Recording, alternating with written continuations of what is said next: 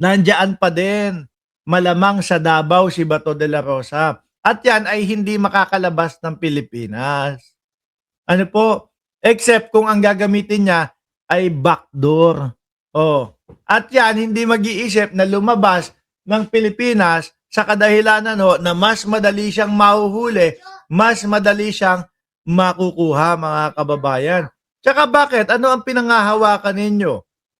Na si Trump ay kontra sa ICC kasi pinaaresto o may warrant of arrest din itong si Netanyahu.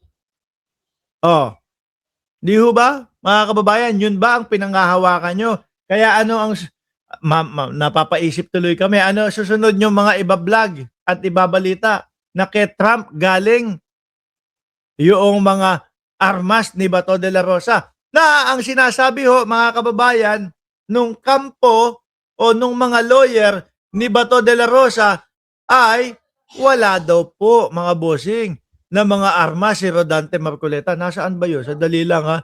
Hindi ko nakuha yung pinaka nun eh. Ang sinasabi mga boss chief sir, ng kampo o yung mga lawyer nitong si Bato de la Rosa ay wala daw pong armas o hindi daw po armado si Bato de la Rosa. Kaso, eto si Palsis mga bossing. May sinasabi si Palsis. Ano po? Ang sabi ho dito, mga kababayan, ni Jesus Palsis, ayan, Attorney Israelito Torion, yan po ang isa sa lawyer o tagapagtanggol ni Bato de la Rosa, mga bossing. Si Torion, na walang nagawa nung inaaresto si Buloyski at si Jimmy Bondoc na ang unang kaso ay mukhang matatalo agad.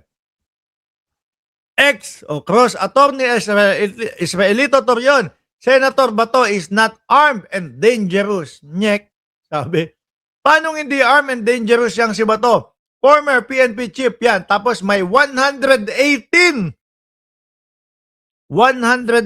registered firearms, both short and long firearms.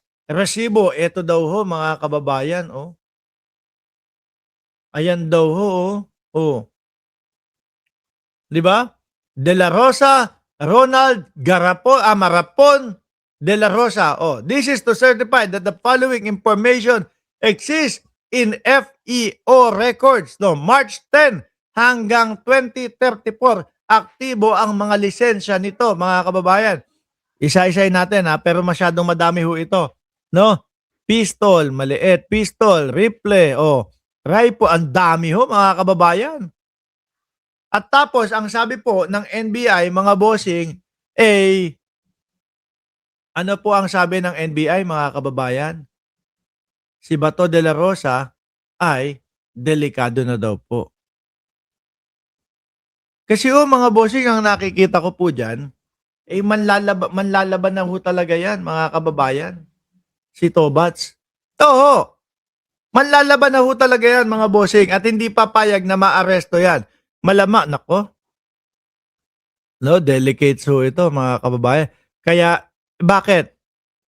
Biruin nyo, kung meron silang napakaraming security, sabihin, matutumbasan po ba, mga boss chief sir? Yung 225,000 na mga kapulisan na ididestino o ilalagay para arestuhin po si Bato de la Rosa? Diba, sabi niyong kaibigan natin na si Sir Archie Beroya, hindi magpapahuli si Tobats. Kung ako si Tobats, manlalaban na lang ako. Ikaw naman, sir, tinuruan mo pang manlaban. Tinuruan mo pang manlaban. Grabe ho, mga boss, tingnan nyo nga ho. Ang dami. Hindi pa ho lahat yan, 40 pa lang ho yung nandito sa may listahan ho, mga kababayan. Diba? Sabi ni Aloli TV, doon na siya matigok pag nanlaban siya. Tingin ko ho, mga bossing. Ano tingin nyo? Hindi, ito ho kasi sa akin. Ang pinagbabasihan ko, dalawa po.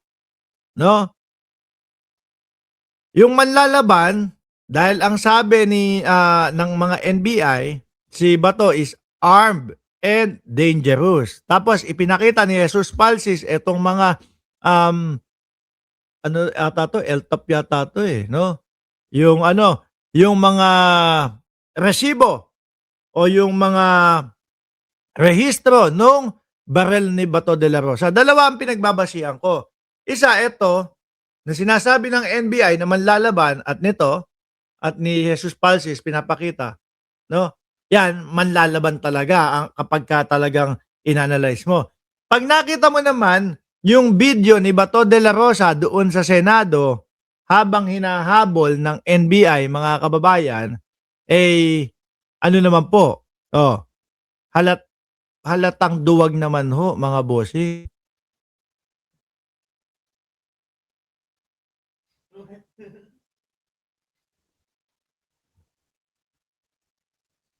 Ganyan po talaga normal sa amin yung kapagka nagba-vlog ako, ay, ay, ay, ay ano, eh, para alam niyo na live talaga, mga kababayan. Oh, 'di ba? Eh, gusto gusto po nila na nasa camera sila, oh, ayan, oh. Pakita ka na, mag mag-hi ka na sa kanila. Ayan.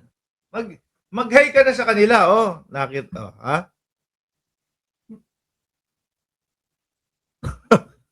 Oh, ngayon ho, mga kababayan, alisin natin itong mga firearms ni Bato de la Rosa, mga bossing. Yan, sinasabi ko diyan, eh, no? Puntahan ho natin ang mabilisan, mga kababayan. Yung kay Marcoleta naman po. Ano? Sinasabi ng mga DDS, naku po, ayan na, iniisa-isa na tayo. Anak ko po, yung, ano tawag nila? Great 13 daw? O matikas na 13 mga senador, iniisa-isa. Mga bossing, mga DDS, alam niyo naman na matagal nang may mga kaso, iyang mga yan. 'Di ba? Alam naman natin, like kagaya nila Marcoleta, o eto, para naman kayong mga tatanga-tanga o mga utu-utong mga DDS. Alam niyo naman na 2 buwan makalipas, eh etong si Rodante Marcoleta, eh umamin. 'Di ba? Umamin na hindi niya talaga sinunod yung doon sa SOSE, na ang sinasabi ng SOSE, mga kababayan, ay ilagda mo, isulat mo lahat ng tao na magdo-donate sa'yo para gagamitin mo yung pera para gamitin sa kampanya mo. Hindi ginawa ni Marcoleta. Ang ipinagtataka ko ho, bakit hindi ginawa ni Marcoleta, mga bossing? No? Isa sa katanungan ko, mga diskaya din po ba ang donate kay Marcoleta? Yung Tapyas yung uso din na ang daming kinakaharap na kaso, kasama yung Bembangan House nung kanilang pamilya.